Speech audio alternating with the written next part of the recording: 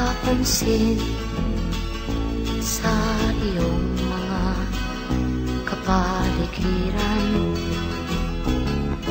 Kay dumi na ng hangin, pati na ang mga ilog natin.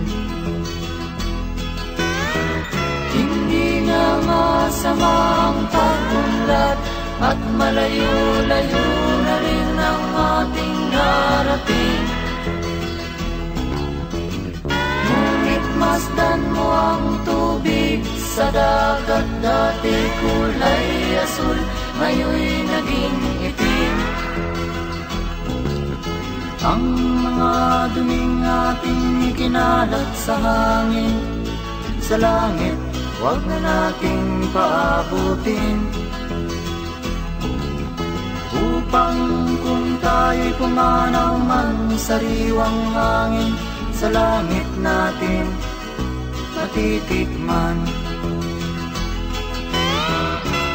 Mayroon lang akong hinihiling, sa aking pagpanaw sana ay tag-ulan.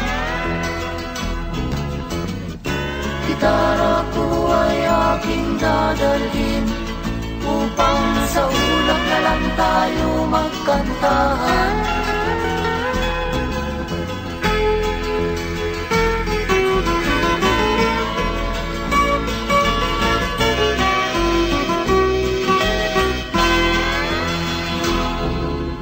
Ang mga bata ngayon lang isinilang, may hangin pa kayang matitikman? May mga puno pa kaya silang aakyatin? May mga ilog pa kayang lalanguyan? Bakit di natin pag-isipan ang nangyayari sa ating kapaligiran? Hindi nga masama ang pag-unlad, kung hindi nakakasira ng kalikasan. Darating ang panahon, mga ibong dala ay wala nang madadapuan. Masdan mo ang mga punong dati ay kay tatag, ngayon'y namamatay dahil sa ating kalokohan.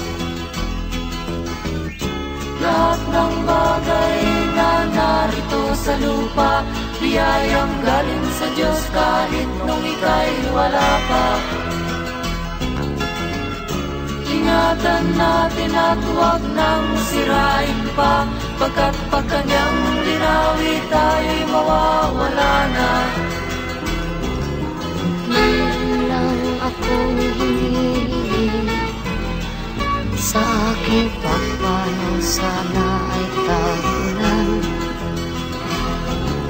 Gitara ko ay aking dadalhin, upang sa ulap na lang tayo magkantahan.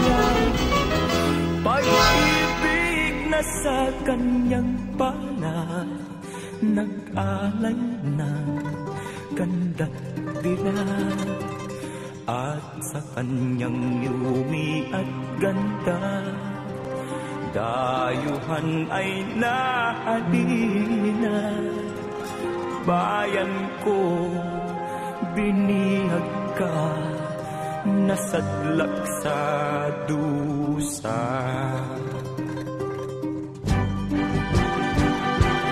Ibon mang may layang lumipad, kulungin mo at umiiyak. Bayan pa kayang sakdal dila, ang di magnasang makaalpas. Pilipinas kong minumutya, pugad ng luha at kalita. Aking adhika, makita kang sakdal laya.